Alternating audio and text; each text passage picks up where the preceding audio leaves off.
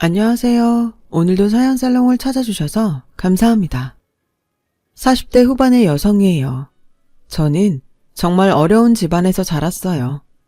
다른 아이들처럼 학원도 다니지 못했죠. 그러다 보니 자연히 또래 아이들과 어울릴 시간이 별로 없었고 집에서 혼자 노는 시간이 많았어요. 언젠가 엄마가 마론 인형을 하나 어디서 얻어다 주셨는데 그 인형이 얼마나 소중했는지 매일 끼고 살았어요. 부모님이 일을 나가고 혼자 있을 때는 인형을 맞은편 상위에 앉혀놓고 밥을 먹기도 했어요. 인형은 제게 제일 좋은 친구였어요. 한 번은 옷이 뜯어졌는데 엄마가 집에 안 계셔서 어쩔 줄 모르고 발을 동동거리고 있었더니 옆집 할머니가 옷을 꿰매주셨어요. 저는 그날 할머니한테 바느질하는 걸 배웠고 그게 너무 재미있어서 조각천을 모아서 인형 옷을 만들기 시작했어요. 처음에는 서툴고 엉망이었지만 하나 둘 만들수록 실력이 늘어서 나중에는 제법 괜찮은 옷들을 만들 수 있었어요. 옷 만들기에 흠뻑 빠져서 학교에서 돌아오면 천을 얻어다가 인형한테 옷을 만들어서 입히는 데에 열중했어요. 그러다가 제가 고1 때 집에 어려움이 닥치게 됐어요. 아버지가 갑자기 쓰러져서 입원을 하게 되셨어요. 중학교 때까지는 아무리 어려워도 제가 학교 다니고 용돈 받는 게 힘들 정도는 아니었는데 아버지가 입원하신 다음부터는 전과는 비교도 안 되게 어려워졌어요. 저는 당장에 학교를 그만두고 일자리를 찾겠다고 나섰지만 엄마가 엄청 말리며 반대하셨어요. 요즘 세상에 대학도 아니고 고등학교를 그만두면 뭘 해먹고 살려고 그래. 절대 안 돼. 엄마가 어떻게든 해볼 테니까 무조건 학교 다녀. 어릴 때부터 학원 하나 제대로 보내본 적 없는 것도 미안한데 학교까지 그만둔다고 하면 엄마 진짜 못 살아. 아빠 아프신 건 어쩔 수 없는 거야. 그러니까 그 짐을 네가 지려고 하지 마. 알았어? 라는 간곡한 말에 저는 학교를 계속 다녔어요. 엄마가 밤낮으로 일을 하며 아버지 병간호를 했지만 아버지는 다시 일어나지 못하시고 몇 개월 후 돌아가셨어요. 엄마는 장례식 내내 서럽게 많이 우셨지만 그 이후에는 한 번도 눈물을 보이지 않으셨어요. 민영아, 너 마음 단단히 먹고 공부해. 내가 대학은 자신이 없어. 네가 벌면서 다녀야 될지도 몰라. 그래도 어떻게든 고등학교는 끝내게 해줄 거야. 절대 다른 마음 먹지 말고 학교 다녀야 돼. 사실 아버지 병원비 때문에 집에 빚이 많아서 저는 정말 학교를 관둘 생각을 하고 있었어요. 엄마가 그걸 눈치채셨는지 몇 번이고 다짐을 받으시더라고요. 그 이후 엄마는 악착같이 일을 하셨어요. 저도 엄마 뜻에 따라 학교를 열심히 다녔어요. 공부를 잘하는 편은 아니었지만 그래도 중상위권은 됐어요. 하지만 어정쩡한 대학을 가는 건 아니다 싶더라고요. 저는 하루라도 빨리 돈을 벌어서 엄마의 부담을 덜어드리고 싶었거든요. 그래서 고등학교를 졸업하고 바로 동대문 시장 안에서 수선을 주로 하는 의상실에 취직을 했어요. 워낙 옷 만드는 걸 좋아해서 그쪽 일이 하고 싶었고 잘할 수 있을 거라는 자신도 있었어요. 저는 옷을 수선하거나 예전 옷을 요즘 스타일로 고치는 걸 배웠어요. 인형 옷만 만들다가 진짜 사람들이 입는 옷을 만드니까 어려운 점도 있었고 새로 배우는 것도 많았어요. 홈질이나 휘겁치기도 다시 배웠는데 사장님은 제가 손이 빠르고 금방 익힌다고 좋아했어요. 어릴 때부터 옷 만드는 걸 좋아했던 게 소질이 있어서 그랬던 것 같아요. 저는 일을 하면서 사장님이 옷을 디자인하는 것도 어깨 너머로 배웠어요. 디자인 책을 사다가 열심히 보면서 혼자 공부도 많이 했고요. 그리고 밤을 새워 하나씩 제 옷을 만들어 보았어요. 처음에는 시간이 정말 많이 걸렸는데 그렇게 하다 보니 나중에는 점점 빨라지더라고요. 어느 날 제가 만든 코트를 입고 갔더니 사장님이 괜찮다고 하시더라고요. 민영 씨, 우리 이거 만들어서 팔아볼까? 여기까지 살아오는 사람은 많지 않을 테니까 하나만 걸어놓고 몇 개 만들어서 옷가게에 줘보자. 정말요? 너무 좋긴 한데 제가 만든 옷을 살 사람이 있을까요? 내가 팔자고 하면 되는 거야. 여기서 내 짬밥이 20년이야. 옷 보는 안목도 없겠어? 그냥 몇 벌만 만들어서 시험해보자는 거니까 부담 갖지 마. 사장님의 설득에 저는 그러자고 했고 제가 만든 옷을 한쪽에 걸어놓게 됐어요. 그리고 며칠 후 옷 도매 가게에서 연락이 왔어요. 사장님이 놓고 간 코트 다 팔렸어요. 이거 몇 장 더 있어요? 좀 더 갖다 놓으면 좋겠는데. 그 말에 사장님은 의상실에 걸어놨던 코트를 바로 갖다 줬고 저도 옷을 몇 장 더 만들었어요. 그렇게 제 옷이 가게에서 팔리기 시작했죠. 사장님은 아예 자기와 계약을 하고 일하자고 하셨어요. 민영 씨, 옷 만드는 센스가 있어. 나랑 같이 해보자. 응? 내가 여기 오래 자리 잡고 있어서 가게들 뚫는 건 금방이야. 저도 제 옷이 팔리는 게 너무 기뻤고 재미도 있어서 그렇게 하겠다고 했어요. 더 예쁘고 편한 옷을 만들기 위해서 서점에 가서 외국 패션 잡지들이며 옷 만들기 잡지들을 사와서 열심히 보며 연구를 했고요. 그렇게 공부하며 옷을 만들다 보니 어떤 옷들은 잘 팔리고 어떤 옷들은 안 팔리는 게 있더라고요. 그걸 쭉 놓고 보니 외국에서 좋아하는 옷과 우리나라 사람들이 잘 안 입는 옷이 뭐가 다른지 조금씩 파악이 되더라고요. 저는 비록 대학에서 정식으로 공부는 하지 못했지만 현장에서 부딪혀가며 익힌 감각과 실력으로 보세 쪽에 점점 많은 수의 옷을 내놓게 되었어요. 옷 주문량이 많아지자 사장님은 공장을 수소문해서 옷을 맡기기로 하셨어요. 엄마도 제가 빠르게 자리를 잡아가자 많이 좋아하셨죠. 대학 안 간다고 할 때 마음이 너무 아팠는데 그래도 네가 좋아하는 일 하면서 잘 되니까 엄마가 마음이 좀 놓인다. 기특하고 장하다 내 딸. 엄마, 이제 그런 생각 안 해. 나 진짜 괜찮아. 난 얼른 빚 빨리 갚고 싶어. 저는 정말 열심히 했고 5년 후에는 사장님한테서 독립을 하게 됐어요. 빚도 굉장히 많이 갚았고요. 저는 직원 넷을 두고 옷을 만들었고 옷도 정말 잘 팔렸어요. 28이라는 젊은 나이에 사장님 소리를 듣게 됐죠. 그 무렵에 남편을 만났어요. 그 사람도 동대문 도매시장에서 여성 옷을 납품하는 사람이었어요. 같은 일을 하다 보니 시장에서도 자주 보게 됐고 그게 자연스럽게 만남으로 연결됐어요. 그 사람은 대학을 졸업하고 일반 회사를 다니다가 엄마가 하시던 옷공장을 물려받아서 하게 됐다고 하더라고요. 말이 공장이지 재래시장에서 좀 규모가 큰 건물의 한 층을 빌려서 미싱 여러 대를 놓고 옷을 만드는 소규모이긴 했어요. 같은 일을 하다 보니 말도 잘 통했죠. 무엇보다 의지가 됐던 것 같아요. 엄마는 제가 혼자 일하는 게 불안했는데 든든한 사람을 만나서 잘 됐다고 좋아하셨어요. 남자는 특히 제 디자인 칭찬을 많이 했어요. 민영 씨는 정말 감각 있는 것 같아요. 대학 나온 사람들보다 훨 나아요. 진짜 어떤 회사는 보면 무슨 디자인을 저렇게 해놨나? 내가 해도 이거보단 낫겠다. 그런 마음 드는 게 있거든요. 이런 건 아무리 배워도 재능 있는 사람을 못 이기는 것 같아요. 저도 나름 열심히 하고 공부도 많이 했어요. 성욱 씨 말처럼 대학을 나온 건 아니지만 그래서 더 열심히 한 것도 있죠.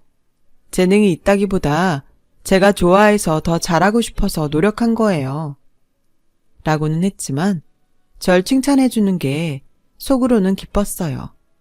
저와 남자는 8개월 정도를 만나다가 결혼을 약속하게 됐고 양쪽 집에 인사를 드리고 상견례를 했어요. 남자도 아버지가 돌아가시고 어머니만 계신다고 했어요.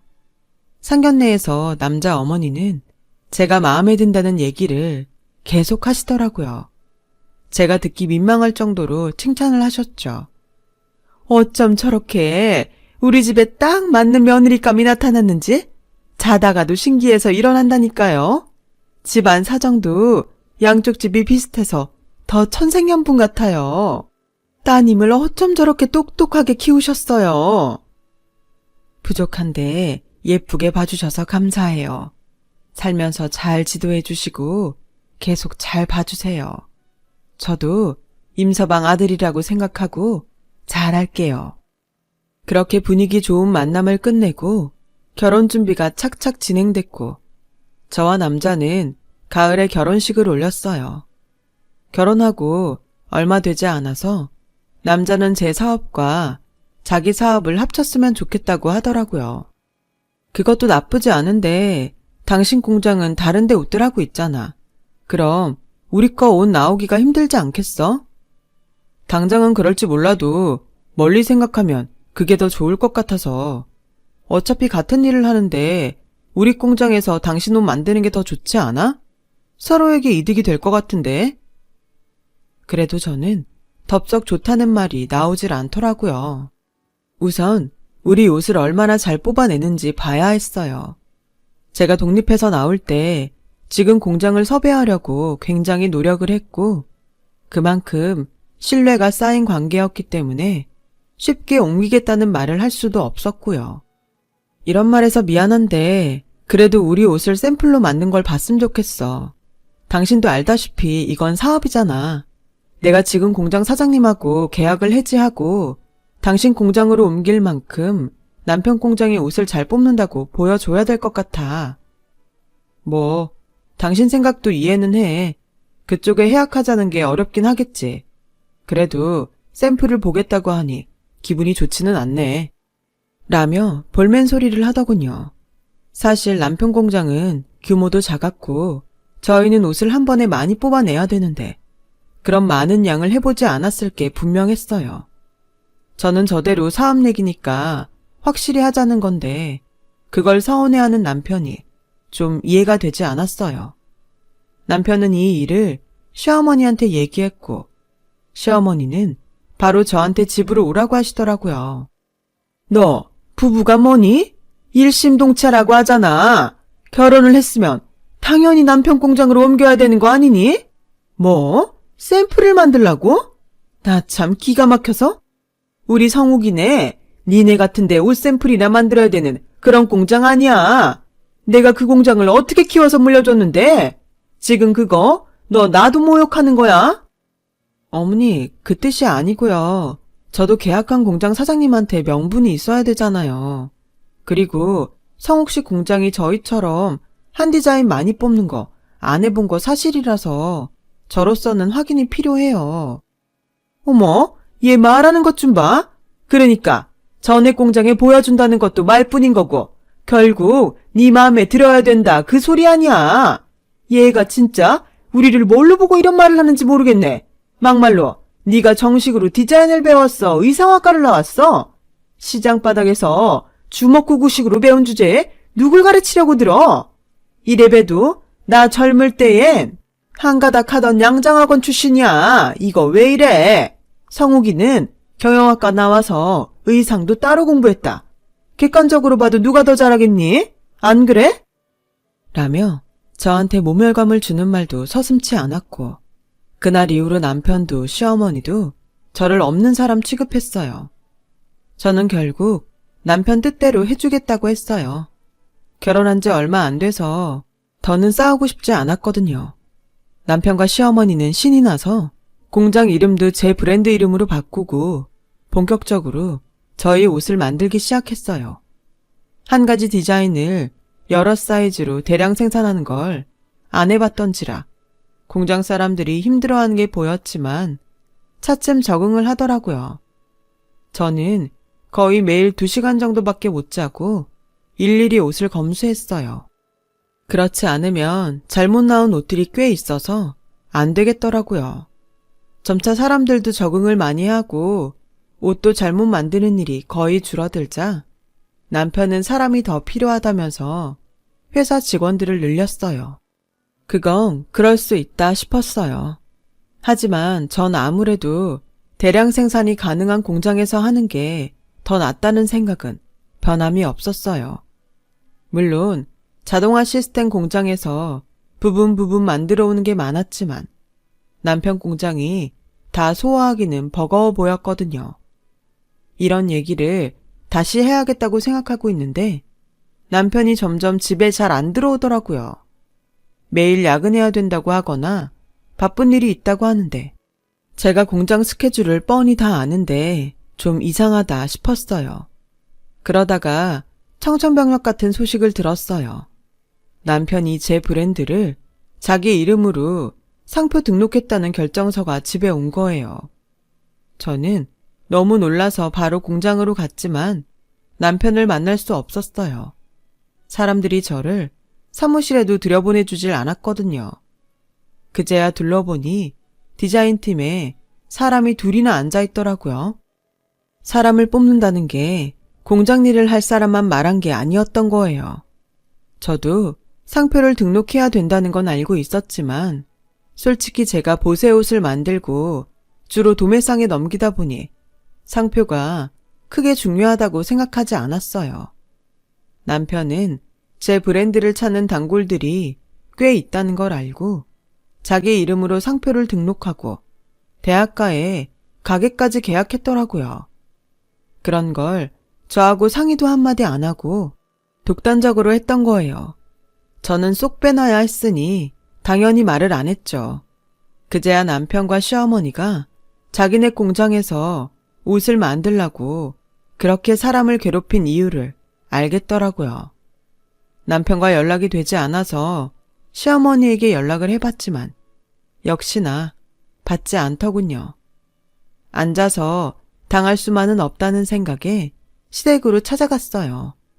근데 남편이 어떤 여자와 같이 나오고 뒤에 시어머니도 나오더라고요. 남편과 여자는 바로 같이 차를 타고 떠났고 시어머니는 다시 집으로 들어갔어요. 저는 얼른 뛰어가서 대문을 붙잡았어요. 어머 깜짝이야. 왜 이러니 너? 무슨 일이라도 있어? 사람 놀랐잖아. 어머니, 저 사람이랑 같이 가는 여자 누구예요? 그리고 어머니도 제 브랜드 남편이 자기 이름으로 등록한 거 아셨죠? 어떻게 저한테 한마디도 안 하실 수 있어요? 저분은 이제 우리가 회사 모양을 갖춰야 되니까 투자해 줄 뿐이야. 젊은 나이에 어찌나 능력이 좋은지 아주 자금력이 말도 못하겠더라. 그래서 내가 집으로 초대 좀 하라고 했어. 잘 부탁드린다고 하려고. 너 네 브랜드 성욱이가 등록한 게 그렇게 문제냐? 이러니까 우리가 너한테 말을 안 한 거야. 전에 공장 옮길 때도 너 얼마나 부정적이었니? 그런 식으로 하면 일을 하려고 해도 안 돼. 알아? 라더니 그대로 대문을 쾅 닫고 들어가 버렸어요. 제가 아무리 초인종을 누르고 전화를 해도 시어머니는 나오지 않더라고요. 남편도 제 연락을 받지 않았고요. 그리고 며칠 후에 남편이 제가 의부증이라고 못 살겠다며 이혼 서류를 보내더군요. 남편이 일하는 걸 일일이 감시하려고 하는 사람과 못 살겠다고요. 저는 완전히 당했다는 걸 깨달았어요.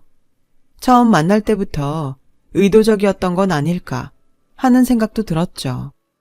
그건 저 혼자 생각이었지만 언젠가부터 두 사람 마음이 변한 건 확실했어요. 저는 이혼을 하고 친정으로 돌아왔고 엄마는 저보고 다시 시작할 수 있다며 격려해 주셨어요. 우리가 얼마나 어려운 순간들을 많이 넘기고 여기까지 왔니? 이것도 이겨낼 수 있어. 그리고 민영이 너 능력 있어. 걱정하지 마. 저는 그 말에 용기를 내서 다시 시작했어요. 엄마는 제가 옷을 만들 수 있는 작업실을 마련해 주셨어요. 저는 옷을 만들어서 전에 같이 했던 사장님께 보내드렸고 사장님은 자기네 옷을 팔면서 제 옷도 매대에 같이 놓아주셨어요.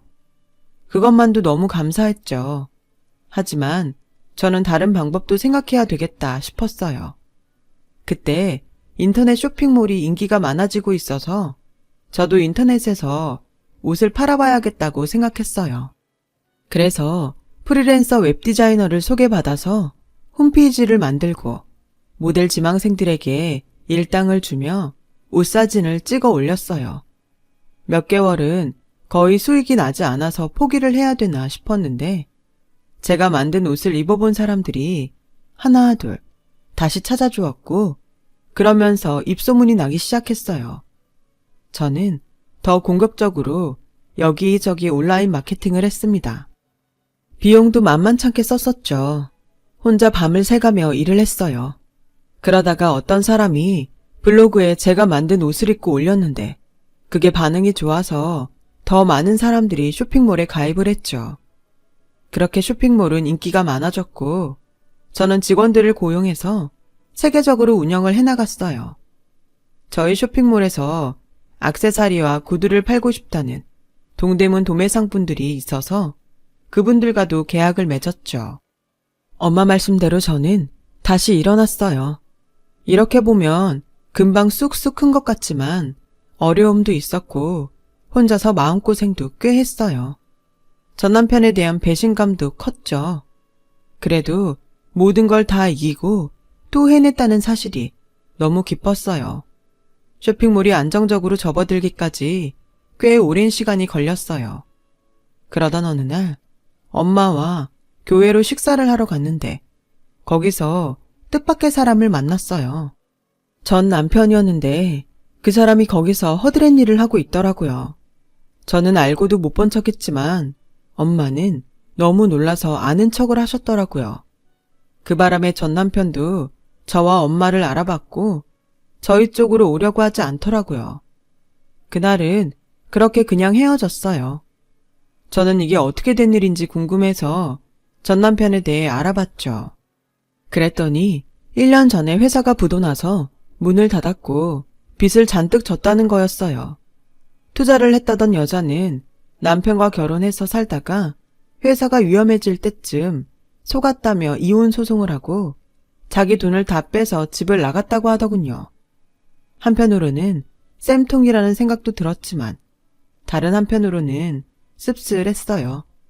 제가 처음 만든 브랜드가 그렇게 사라졌으니까요. 그러고 보니 제 브랜드를 시장에서 못 본 지 꽤 되긴 했더라고요. 그동안 너무 바빠서 잘 모르고 있었던 거죠. 그런데 다음날 전 남편은 어떻게 알았는지 제 사무실로 찾아왔어요. 정말 오랜만이야. 잘 지내나 보네. 저기, 그때는 내가 생각이 짧았어. 당신하고 그렇게 헤어지는 게 아니었는데. 이런 말 정말 염치 없지만 우리 다시 합칠 수 있을까? 이번엔 실수하지 않을게. 실수라니, 무슨 실수요? 그거 다 계획적인 거였잖아요. 제가 바보도 아니고 한 번 속지 2번 속겠어요. 댁하고 더 이상 할 얘기 없으니까 나가주세요. 여기요. 모르는 사람 아무나 들여보내지 마세요. 이렇게 화만 내지 말고 내 얘기도 들어봐. 나도 그때는 잘해보자는 생각이었어. 근데 당신이 너무 사사건건 따지니까 일이 안 될 것 같았다고. 그 말이 지금 나한테 통할 것 같아? 난 이혼하고 시장에서 들은 말이 없는 줄 알아? 댁하고 댁 어머니가 상표 등록하고부터 마음 바뀌었다고 다들 그러더라. 모르는 사람이 없던데 나만 바보같이 모르고 있었던 거야. 그런데 나보고 다시 합치자고? 너 한 번만 더 그딴 소리 해봐. 사기죄로 고소할 거니까. 내가 못할 것 같아? 라고 소리 지르자 남편은 더 말을 못하고 가더라고요. 그런데 남편은 예전이나 지금이나 자기 엄마한테 시시콜콜 다 얘기하는 사람이더라고요. 다음에는 시어머니가 저를 찾아왔더군요. 아가, 그동안 잘 지냈니? 안사돈도 잘 계시고? 사는 게 바쁘다 보니 인사도 한번 못하고 이렇게 시간이 간지도 몰랐어. 할머니가 우리 엄마한테 왜 인사를 합니까? 그리고 누가 아가고 누가 안사돈이에요. 이제 그런 사이 아니죠. 완전 남남이에요. 얘는 어떻게 사람관계가 그렇게 모자르듯 딱 잘라지니? 아무리 그래도 같이 지낸 정이 있잖아. 결혼하고 살 때도 저한테 자기네 공장으로 안 옮긴다고 막말 함부로 하던 사람이 그러니까 되게 어색하네요. 저 댁 아들하고 다시 안 합쳐요. 그러니까 그만 돌아가세요. 라고 하자 시어머니는 제 앞에 무릎을 꿇고 싹싹 빌더라고요. 정말 미안하다. 우리가 잘못했어. 한 번만 다시 생각해 볼 수 없겠니? 우리한테도 기회를 주려무나. 제가 이만큼이라도 성공하지 않았으면 댁들이 내 앞에 와서 그런 말을 했을까요? 아니죠. 제가 고졸이라고 그렇게 모욕해놓고 제 거 다 뺏어 갔으면 염치라는 게 좀 있어 보세요. 오늘은 제가 참는데 다시 또 찾아오면 그땐 정말 가만 안 있어요. 시어머니는 그래도 기회를 달라고 했지만 저는 거절했죠. 전 남편이 다시 찾아왔을 때에는 경비원을 통해서 회사에 들어오지 못하게 했어요. 두 사람은 몇 번 저한테 연락을 했지만 제가 다 끊어버렸거든요. 그러고 나니 다시 찾아오지도 않고 연락도 없더라고요.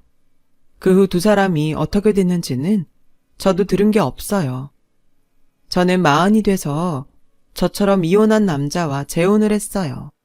한때는 다시는 결혼을 하지 않겠다고 마음 먹었는데 너무 따뜻하고 좋은 사람을 만나서 생각이 바뀌었어요. 남편은 중학교 선생님이고 가정적인 사람이에요. 엄마한테도 잘하고요. 지금은 행복하게 잘 살고 있답니다. 열심히 산 보상을 이제야 받는 기분이에요. 다들 건강하고 큰 문제 없으니 그게 가장 큰 복인 것 같고요. 들어주신 분들 모두 감사드리고요. 다들 행복하시고 행운이 많이 찾아오면 좋겠어요. 건강이 최고입니다. 항상 건강하시고요. 여러분, 사연 댓글에 응원과 현명한 조언 부탁드려요. 좋아요와 구독은 저에게 큰 힘이 됩니다. 오늘도 좋은 일 가득하세요.